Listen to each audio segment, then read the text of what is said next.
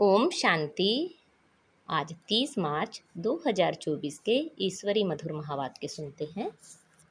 मीठे बच्चे, प्राणदान देने वाला बाप है। वह नॉलेज ऐसी देते हैं जिससे प्राणदान मिल जाता है। ऐसे प्राणदान देने वाले बाप को प्यार से याद करो।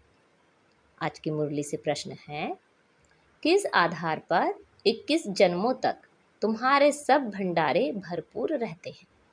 उत्तर है, संगम युग पर तुम बच्चों को जो नॉलेज मिलती है यह सोर्स ऑफ इनकम है। इस पढ़ाई के आधार से सब भंडारे भरपूर हो जाते हैं। इस पढ़ाई से 21 जन्मों की खुशी मिल जाती है। ऐसी कोई चीज़ नहीं जिसके प्राप्ति की इच्छा रहे। बाबा नॉलेज का दान ऐसा देते हैं जिससे आत्मा क्या से क्या बन जाती है। ओम शांति।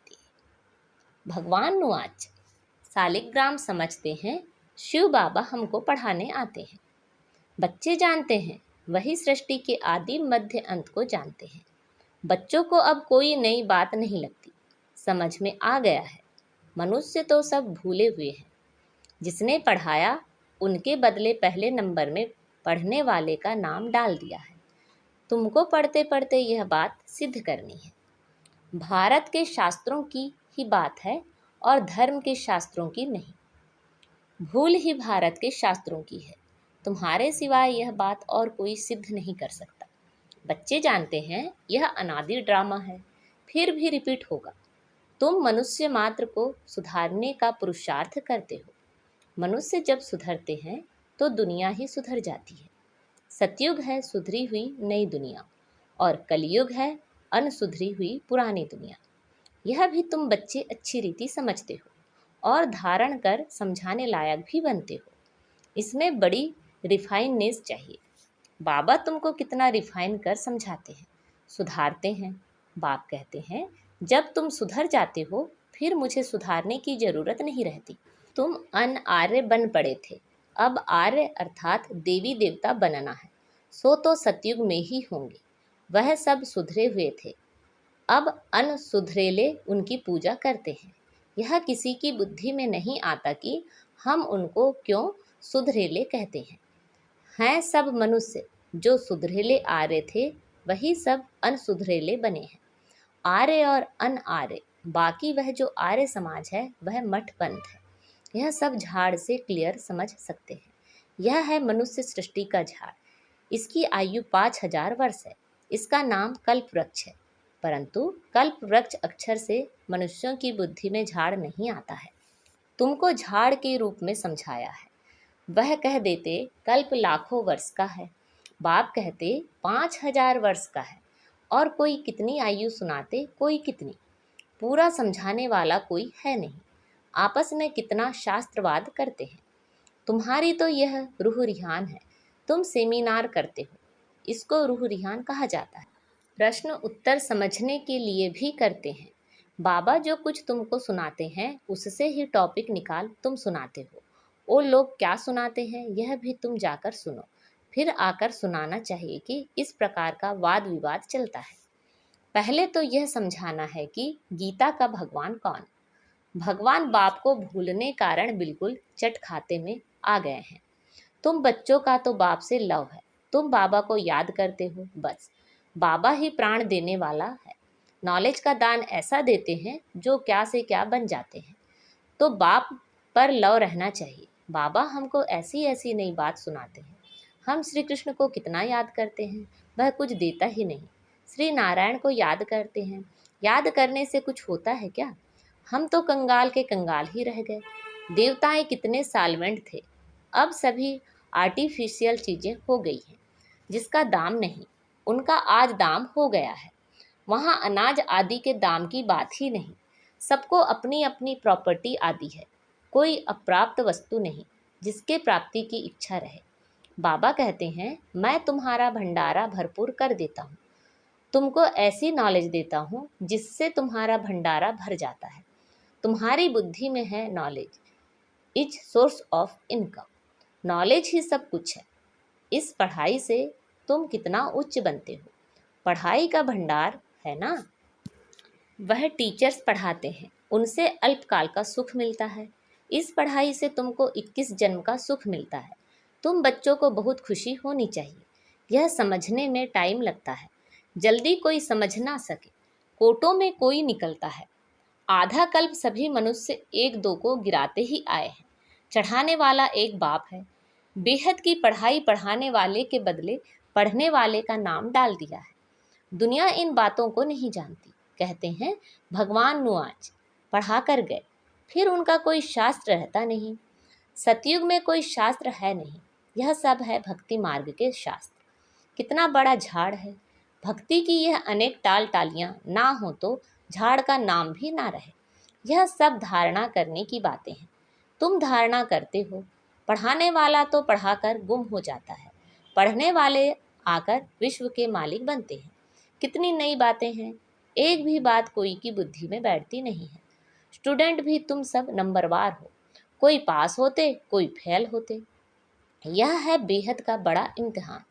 तुम जानते हो, हम अभी अच्छी तरह पढ़ेंगे तो कल्प कल्पांतर अच्छा पढ़ेंगे। अच्छा पढ़ने वाले ही उच्च पद पाते हैं। नंबरवार सब जाएंगे, सारा क्लास ट्रांसफ़र होता है। नंबरवार जाकर बैठते हैं। यह ज्ञान भी आत्मा में है। अच्छा व बुरा संस्कार आत्मा में है। शरीर तो मिट्टी है, आत्मा निर्लेप हो नहीं सकती। 100% सतो प्रधान और 100% तमो प्रधान कौन है, यह भी तुम समझते हो। पहले तो गरीबों को उठाना पड़े, वह पहले आएंगे।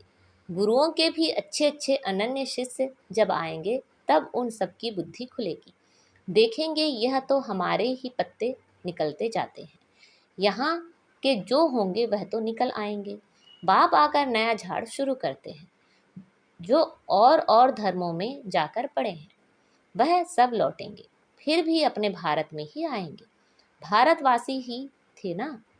हमारी दाल के जो हैं वह सब आ जाएंगे। आगे चलकर तुम सब समझते जाएंगे। अब बाहर से सबको धक्का मिलता जाता है।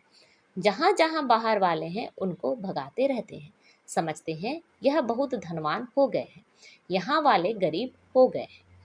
पिछाड़ी में सबको अपने अपने धर्म में जाना होता है। आखिर सब अपने अपने घर तरफ भागेंगे।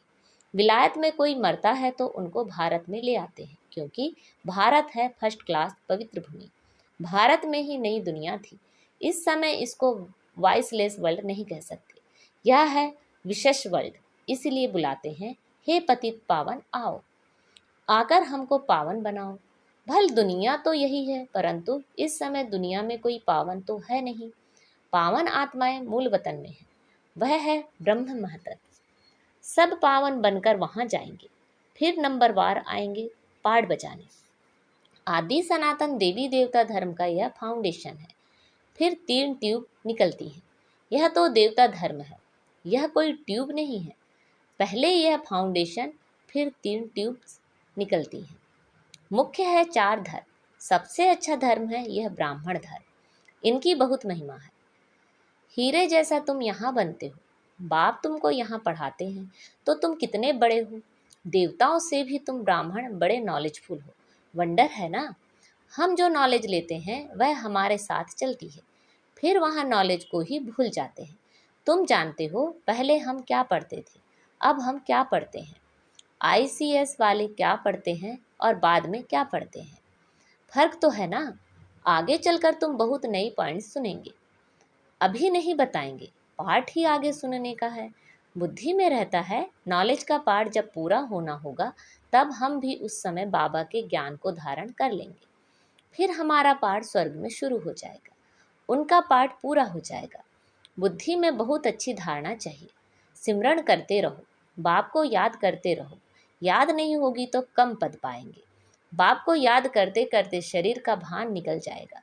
सन्यासी भी इस अवस्था का अभ्यास करते करते शरीर छोड़ देते हैं, परंतु उन्हों का रास्ता अलग है, इसलिए उनको फिर जन्म लेना पड़ता है।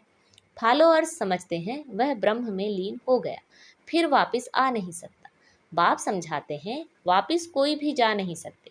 पिछाड़ी में सब एक्टर्स जब स्टेज पर आएंगे तब फिर घर जाएंगे। वह है हद का विनाशी नाटक, यह है बेहद का अविनाशी नाटक। तुम अच्छी तरह समझा सकते हो। यह ड्रामा जो मिसल चलता है वह तो फिर छोटे छोटे ड्रामा बनाते हैं, झूठी फिल्म बनाते हैं। उनमें थोड़ी अच्छी बातें होती है, जैसे विष्णु अवतार दिखाते हैं, ऐसे नहीं ऊपर से कोई उतर आता है। लक्ष्मी नारायण पाठ बजाने आते हैं, बाकी ऊपर से कोई नहीं आते। अब तुम बच्चों को बाप पढ़ाते हैं, यह बातें तुम सब समझ सकते हो। पहले तुम भी तुच्छ बुद्धि थे, जब बाप ने समझाया तब तुम्हारे कपाट खुल गए हैं। इतना समय जो कुछ सुना वह कोई काम का नहीं था और ही गिरते गए, इसलिए तुम सबसे लिखवाते हो। जब लिखकर देवें तब समझा जाए। कुछ बुद्धि में बैठा है। बाहर से आते हैं, फार्म भराते हैं तो मालूम पड़े हमारे कुल का है। मूल बात है बाप को जानना। समझे कि बरोबर कल्प कल्प बाप हमको पढ़ाते हैं। यह पूछना है कब से पवित्र बने हो। जल्दी नहीं सुधरते, घड़ी घड़ी माया पकड़ लेती है, देखती है कच्चा है तो हप कर लेती है। कई महारथियों को भी माया हप कर गई। शास्त्रों में भी मिसाल अभी के हैं। मंदिर में भी घोड़े सवार महारथी प्यादे आदि दिखाते हैं। तुम अब अपना यादगार देखते हो। जब तुम बन जाएंगे तो भक्ति उड़ जाएगी। तुम किसी को माथा नहीं टेक सकते हो। तुम पूछेंगे यह कहाँ गए, इनकी बायोग्राफी बताओ। बाबा ने तुम बच्चों को नॉलेजफुल बनाया है, तब तुम पूछते हो तो नशा रहना चाहिए। पास विद ऑनर 8 होते हैं। यह बहुत बड़ा इम्तिहान है। अपने को देखना है, हमारी आत्मा पवित्र बनी है। बैटरी भरेगी तब जब योग होगा। बाप से योग होगा तो सतो प्रधान बनेंगे। तमो प्रधान आत्मा वापिस नहीं जा सकती है। यह भी ड्रामा है। वहाँ दुख देने वाली कोई चीज नहीं है। गायें भी सुंदर हैं। श्री कृष्ण के साथ गायें कितनी सुंदर दिखाते हैं। बड़े बड़े आदमी का फर्नीचर भी सुंदर। गायें अच्छा दूध देती हैं, तब तो दूध की नदियाँ बहती हैं। अब यहाँ नहीं है। अभी तुम नॉलेजफुल बन गए हो। इस दुनिया को तुम तुच्छ समझते हो। इसका सारा किचड़ा स्वाहा होना है, फिर सारा किचड़ा निकल सब स्वच्छ बन जाएंगे। हम अपनी राजधानी में जाते हैं, उनका नाम है स्वर्ग। सुनते ही खुशी होती है। अच्छा, मीठे मीठे से खिला दे बच्चों प्रति माता पिता बाप दादा का याद प्यार और गुड मॉर्निंग। रूहानी बाप की रूहानी बच्चों को नमस्ते। हम सब रूहानी बच्चों की रूहानी माता पिता बाप दादा को याद प्यार गुड मॉर्निंग और नमस्ते।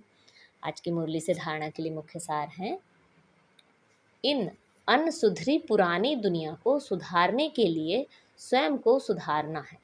अपनी बुद्धि को बाप की याद से रिफाइन बनाना है। आपस में रूह रिहान करनी है, वाद विवाद नहीं। नॉलेज का दान दे, सर्व का भंडारा भरपूर करना है। आज बाबा ने हमें वरदान दिया है, स्वमान की सीट पर स्थित हो, शक्तियों को ऑर्डर प्रमाण चलाने वाले विशाल बुद्धि भव। अपनी विशाल बुद्धि द्वारा सर्व शक्तियों रूपी सेवाधारियों को समय पर कार्य में लगाओ। जो भी टाइटल डायरेक्ट परमात्मा द्वारा मिले हुए हैं, उनके नशे में रहो। स्वमान की स्थिति रूपी सीट पर सेट रहो तो सर्व शक्तियाँ सेवा के लिए सदा हाजिर अनुभव होंगी। आपके ऑर्डर के इंतजार में होगी। तो वरदान और वर्षे को कार्य में लगाओ। मालिक बन, योग युक्त बन, युक्ति युक्त सेवा सेवाधारियों से लो तो सदा राजी रहेंगे, बार बार अर्जी नहीं डालेंगे। आज का स्लोगन है, कोई भी कार्य शुरू करने से पहले विशेष यह स्मृति इमर्ज करो कि सफलता मुझ श्रेष्ठ ब्राह्मण आत्मा का जन्म सिद्ध अधिकार है। अच्छा, ओम शांति।